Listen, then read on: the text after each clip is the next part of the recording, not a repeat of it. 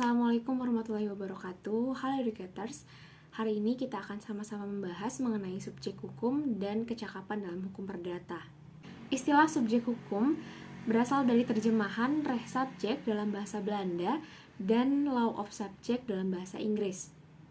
Subjek hukum mempunyai kedudukan dan peranan yang sangat penting di dalam bidang hukum, khususnya hukum keperdataan. Karena subjek hukum itulah yang nantinya dapat mempunyai wewenang hukum. Sebelum kita membahas apa itu subjek hukum, sebenarnya apa sih pengertian dari subjek hukum perdata? Jadi, pengertiannya yaitu segala sesuatu yang kepadanya dapat menanggung hak dan kewajiban. Kemampuannya dalam menanggung hak dan kewajiban ini, maka hanya subjek hukum saja yang dapat melakukan perbuatan hukum. Setidaknya terdapat dua subjek hukum perdata yang ada di Indonesia, yaitu yang pertama ada manusia atau naturlich person, dan yang kedua ada badan hukum atau Rechtsperson. Nah, saya akan membahas hak keperdataan terlebih dahulu. Hak keperdataan menurut Sri Sudewi Mas John Sofwan ada dua macam, yaitu yang pertama ada hak yang bersifat mutlak, yang terdiri dari hak kepribadian, hak yang terletak dalam hukum keluarga, dan hak mutlak. Dan yang kedua ada hak yang bersifat relatif, yaitu semua hak yang timbul karena adanya hubungan perikatan yang bersumber dari perjanjian maupun pada undang-undang. Nah, hak ini disebut dengan hak perseorangan. Orang sebagai subjek hukum. Dalam konsep hukum, subjek hukum terdiri dari dua, yaitu ada manusia dan badan hukum. Manusia merupakan makhluk ciptaan Tuhan yang memiliki akal, perasaan, dan kehendak sehingga memiliki hak dan kewajiban. Selanjutnya yang kedua ada badan hukum.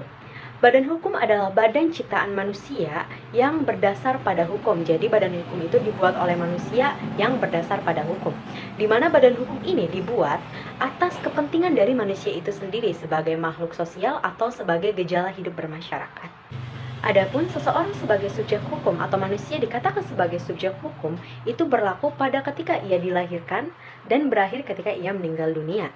Pada saat di dalam kandungan bisa saja dikatakan sebagai subjek hukum apabila suatu hal mengkehendaki ia untuk menjadi subjek hukum.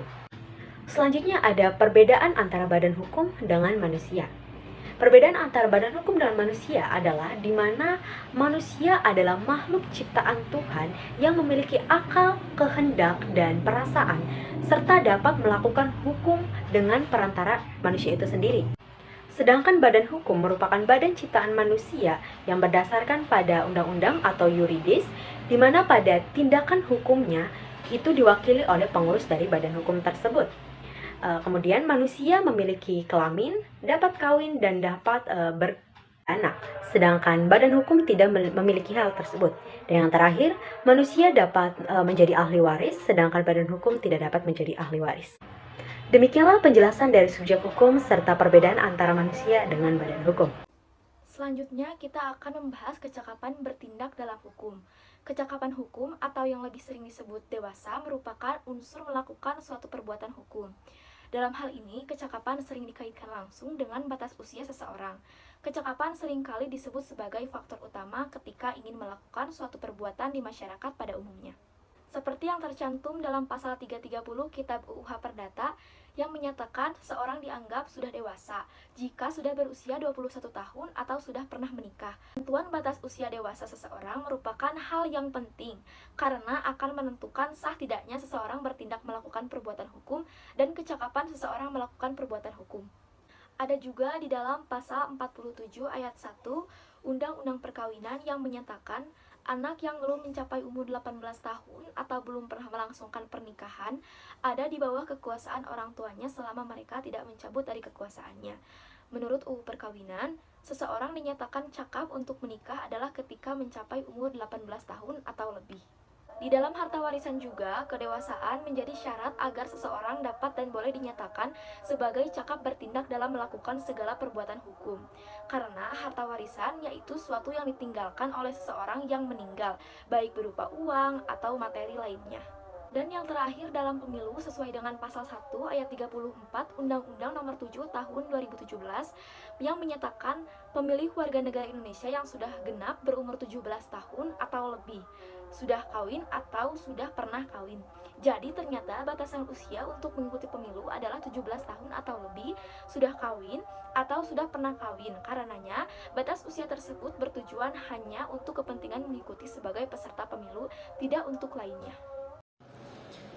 Orang-orang yang menurut undang-undang dinyatakan tidak cakap untuk melakukan perbuatan-perbuatan hukum, yaitu yang pertama, orang yang belum dewasa, yaitu orang yang belum mencapai umur 18 tahun atau belum melakukan pernikahan menurut pasal 1330 BW yang bertalian dengan pasal 47 Undang-Undang Nomor 1 Tahun 1974. Yang kedua, orang yang ditaruh di bawah pengampunan, yaitu orang-orang dewasa tapi dalam keadaan dungu, gila, gelap mata, dan pemboros menurut pasal 1330 BW yang bertalian dengan pasal 433. Dan yang ketiga adalah orang yang dilarang oleh undang-undang untuk melakukan perbuatan-perbuatan hukum tertentu, misalnya orang yang sedang dalam keadaan pailit menurut pasal 1330 BW yang bertalian dengan kepailitan. Jadi, orang yang cakap adalah orang yang dewasa, yang sehat akal pikirannya, serta tidak dilarang oleh undang-undang untuk melakukan perbuatan-perbuatan hukum.